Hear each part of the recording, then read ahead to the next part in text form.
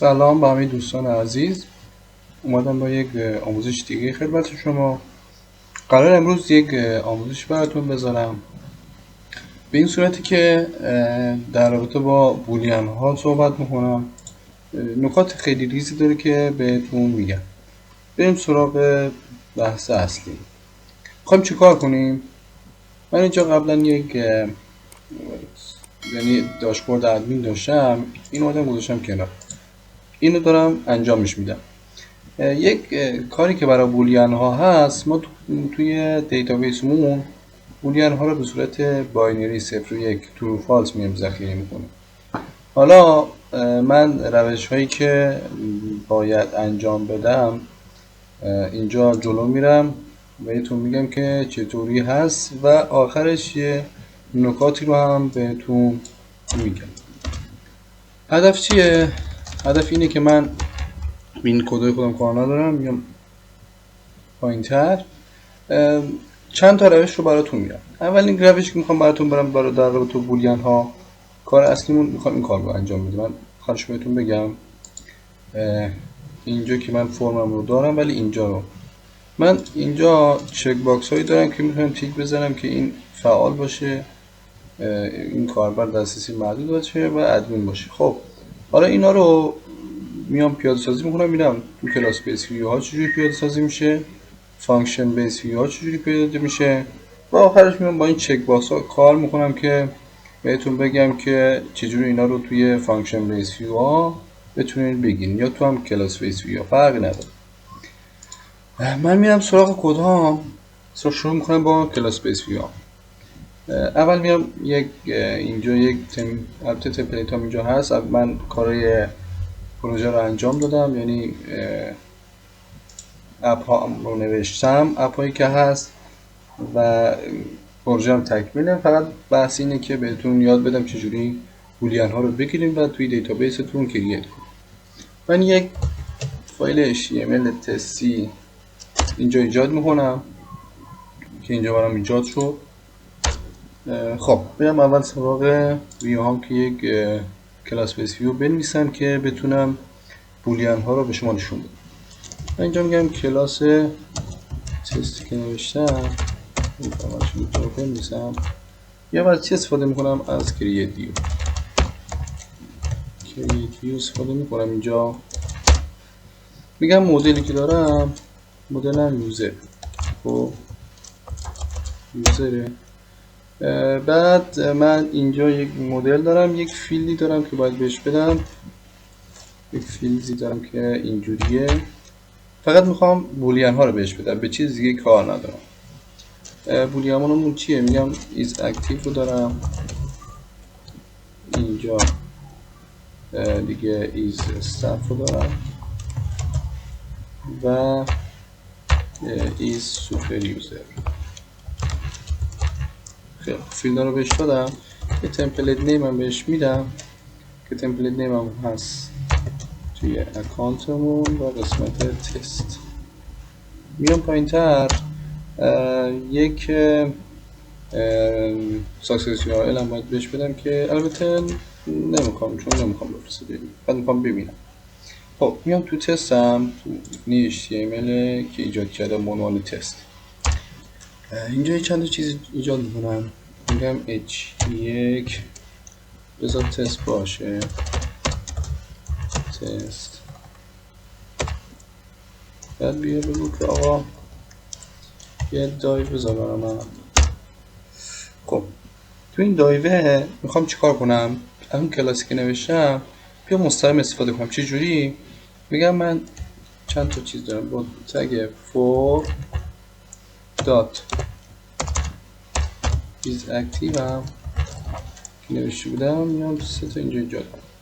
حالا این خودش چیز داره که من میرم اونجا سمت استایلیشن اینا رو زیاد اینجا بهتون نمیگم، چون بحث اصلی و سر اینه که بولیان ها رو چجوری بیام اضافه کنم.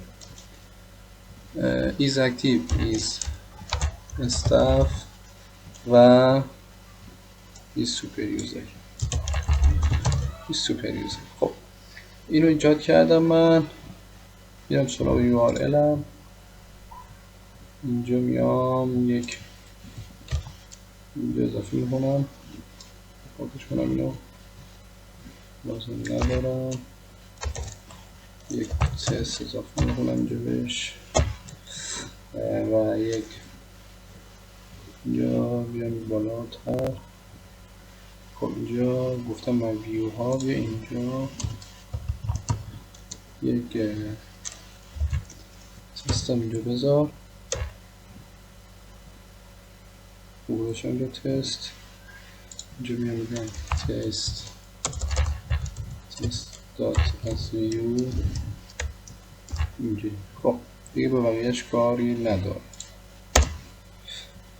بیام توی اینجا این کپیش کنم، بذارم اینجا، بذارم تست. خب تست. خب میبینی اینجا من به صورت چک باکس اومد برام، درست شد. حالا این چک باکس ها به صورت فرم که من ایجاد کردم، بذار اینجا یک لیبل هم براش بزنم که بفهمم کدوم مال کدومه. توی تست بود اینجا میگم که لیبلم برای این باشه اینجوری، بذارم تو این ولی میشه تو این. البته توی لیبلم اگه نذارم بهتره. بیام یک کار دیگه بکنم، بذاریم کار بهتر. میام توی یک توی یک دایف بذارم، درست شد. بعد بیام یک لیبل بهش بدم، بعد اینجوری بگم که یوزر فعال یوزر فعال. بعد اینجوری بیام بگم که اینجوری باید فرمم تو اکتیو بذار تست بگیرم یکی شد. اینجوری خوب شد. بعد باشم اینجوری کنم، بعد اینجوری بیام این کارو بکنم، اینجا انجام بدم. بعد استف بذارم تو این، استف بذارم تو این، یوزرم بذارم تو این. خب اینجا خالی شد، این درستش کنم.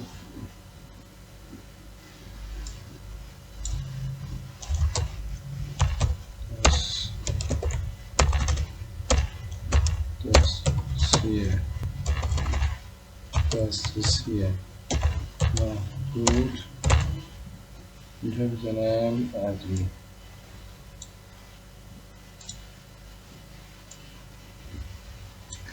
اینم ادمین. درست شد؟ خیلی درست شد. حالا من این تیکایی که میزنم، اینجا من اومدم از کلاس بیس ویو استفاده کردم. کلاس بیس ویو چی کار میکنه اینجا؟ این تیکایی که اینجا میزنم به صورت چک باکس تو این فرماش خودش داره. من اینجا اگه بیام تو اینجا یک اینسپکت بگیرم، تو این فرماش بهتون نشون بدم اینایی که داره.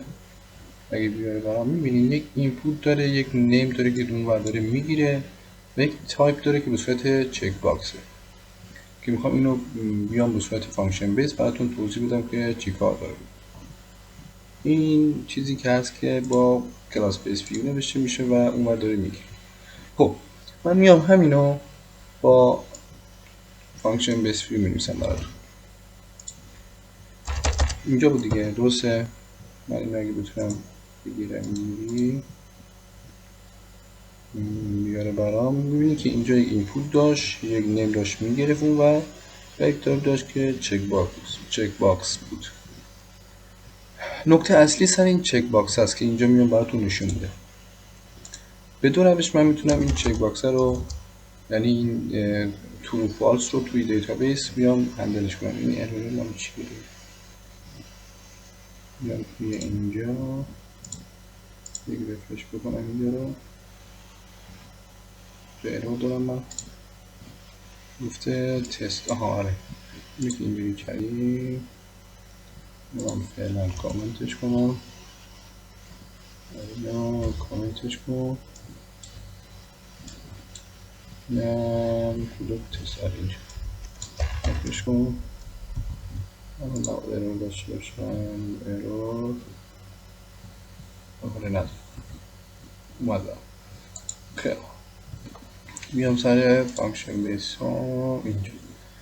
میخوام اون بولیان ها رو بیان تو فانکشن بیس ها پیاده سازی کنم. ببینم چطوری 10 نمیشه. خیلی خوب میام میگم که من یک فانکشن دارم به نام تست که ریپلیس رو میگیره. بعد اینجا میخوام چیکار کنم؟ به صورت فرم بنویسم دیگه. حالا من گیت و پاستش رو نمی‌نویسم، خودتون اونو بر نیازی که داشته بتونید انجام بدید. هدف چیه؟ میگم که من یک یوزر اکتیو دارم که میگم که ریکوستش گیته میگم بگیر به صورت یوزر اکتیو. درسته؟ میام تو تستام اینا رو می‌نویسم. خب اینا رو بیام کامنتش کنم، لازمش ندارم.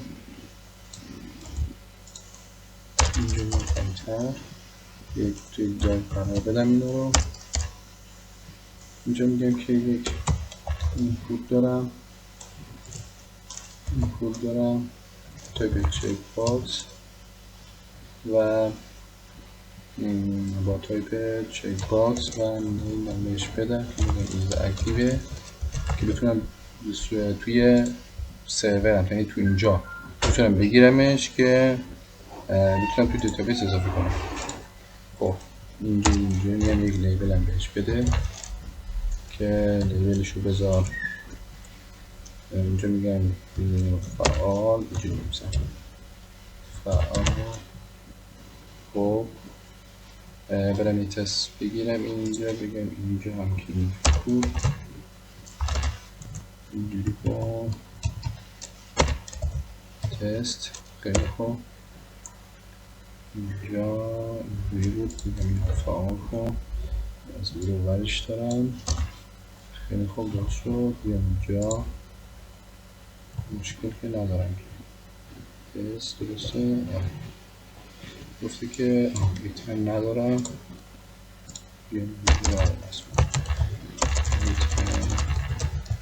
ریترن کن. خوب بود. این بود HTTP ریسپانس میگه شما حداقل یه ریترن باید داشته باشید که من بتونم یه چیز باید برگردم. یعنی الان چیزی که داره میگه من دارم نان برمیگردم. میگم ریترن کن رندر اون ریکوست رو. خب و تمپلیت رو بهش میدم تو اکانت هم قسمت تست. خب یک اکتیو هم که نمیخوام بهش بدم، اون دارم میگم همین چیزی نمیخوام. یه رفرش بکنم. خب اینجا اومد این فعال چک باکس شد. خب بیام اینجا دوباره من توی این تستم این دار. خب اینو بزنم تو دار بهتر. این دار بزنمش. حالا بیام اینو چند تا ازش بزنم. از اینم چند تا بزنم ازش. خب اینو می‌نویسم این استاف باشه. تا می‌بینید سعی می‌کنم زیاد نشه، سعی توضیح بدم. این استاف باشه. اینم می‌ذارم سوپر یوزر می‌ذارم یوزر با دسترسی محدود. این آخرش بیام بهتون نشون میدم چجوری تو دیتابیس، چون می‌خوام تایم ویدیو زیاد نشه بعد تو هم توضیح میدم چجوری بتونید بگیرید. نمی‌تونم ادمین. خیلی من اینا رو گرفتم. بیام تو ویوام همین کار رو اینجا انجام میدم. اینو می‌کنم استاف. چیزی که اونور نوشتم اینور میام میگمش استاف. اینم سوپر یوزر اینم که میکنمش استاف که بدونم مال چیه. اینم سوپر یوزر. خیلی من میام چی کار میکنم؟ یه پرینت میگم ازشون ببینم چی برام برمیگرده. پرینت کن اکتیو رو خیلی خوب این و این رو برام بگیر بذار جای این. خب من گرفتم ازش هیچ نکردم تموم میکنم. میام اینجا یه رفرش بکنم اگه مشکل نداشته باشی. چیه مشکلی نباید داشته باشیم. اینجا دوباره یه رفرش بکنم. آمد خیلی خوب. این اومد این به صورت چک باکس. الان من یه نشون بدم اینسپکترشو. این میبینین که من تایپشو چک باکس گذاشتم و نمیشم استفون آیدی اونا رو کار ندارم من دیگه. این کاری که باید انجام بدم. حالا من یه سابمیت هم بذارم اینجا که بتونم بگیرمش از بر. این تهش هم میگم اینجا چیکار کن. یه باتون بذار که سابمیت بشه. سابمیتش بذار. تایپش هم میذارم سابمیت. خب اینجا یه رفرش بکنم. اینجا اومد خوبه. من اینجا میزنم این فقط همین تیک میزنم. خب اون وقت اینجا بیام اینجا ببینم که اینجا البته خودش فرستاده اینجا نان. میبینین داره نان میفرسته اینجا. اینپوتش فلان is active فلان. خیلی خوب اینجا خب تو تگ فرم بزنم. تو تگ فرم بزنم که نان نفرسته. یه فالس یا ترو بفرست. بعد اینجا این دایوار رو بذارم توی یه فرم که اینجا برام اینجوری اینجوری بفرسته. خیلی خوب من یه رفرش بکنم یه اینجوری بفرستم ببینم. اینجا میبینید نوشته آن. اینجا دوتاشون نوشته نان یعنی خالیه. خب این نباید نان باشه در اصل باید فالس باشه یا ترو باشه. حالا باید چه کاری انجام بدم؟ نکتهش اینه که من بیام تو اینجا توی اینا من دو راه رو بهتون میگم. نکته اولیش رو بهتون این چیزی که بگم باید بگم به صورت لیستی بیام دریافتش کنم اینا رو. اینا رو به صورت لیست دریافت کنم که چون تایم ویدیو زیاد میشه توی آموزش بعدی بهتون آموزش میدم که چجوری بتونید چک باکس ها رو به صورت لیست دریافت کنید. ولی این چیزی که من الان اینجا میخوام اینه که بگم که این فالس باشه یا ترو باشه. درسته؟ این الان مثل آن یعنی همین چیزی که تو چک باکس داره من تیک میزنم این و اینجا که تیک دارم میزنم همینو دارم به صورت آن و آف برام اینجا می‌نویسه. اینجا می‌بینی که به صورت آن برام فرستاده اینجا. حالا من میخوام اینجا ترو فالس باشه. میام چی کار میکنم؟ اینجا تهش به صورت بولیان قرار میدم. میگم اگه آن بود اینجا برام چیکار کنم؟ برابر با ترو قرار بده. اینجا گذاشتم ترو و فالس یعنی 0 و 1. اگه آن بود بیا برام این اکتیوش رو بیا مثلا ترو یا فالس نشون بده. همین میام به بقیه میدم. این کار میکنم به بقیه میدم. حالا میرم دوباره یه تست میکنم میرم چی شد. اگه ارور نداشته باشم ندارم. خیلی خوب اومد. اینو پاکش کنم.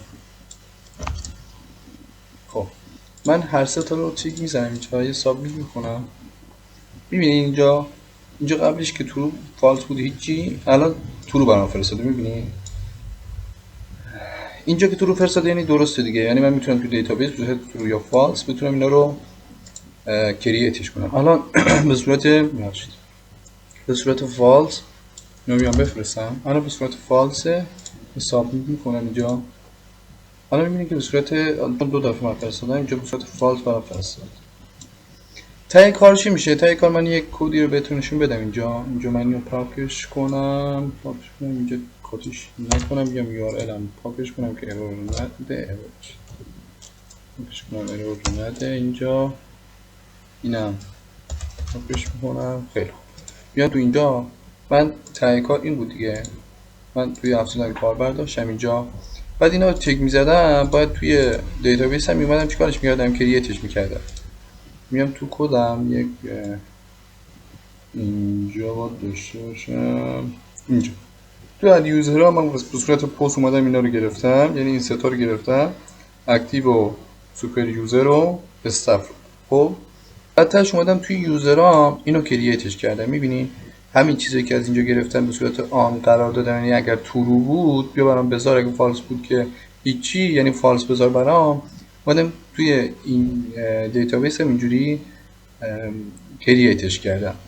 این آموزشی بود که براتون گذاشتم، خیلی مهم بود چون اومده بودم کلا کرییت ویو رو بازنویسی کرده بودم براتون. این یک متد، یعنی یک روشی دیگه هم هست که براتون بتونم توضیح بدم. من به صورت لیستی بیام چجوری اینو به صورت لیست دریافت کنم و بتونم توی دیتابیس هم کرییتش کنم به روش‌های مختلف. ممنون که تا اینجا بودین. کانال ما رو سابسکرایب کنین و منتظر آموزش‌های بعدی هم باشین. خداحافظ شما.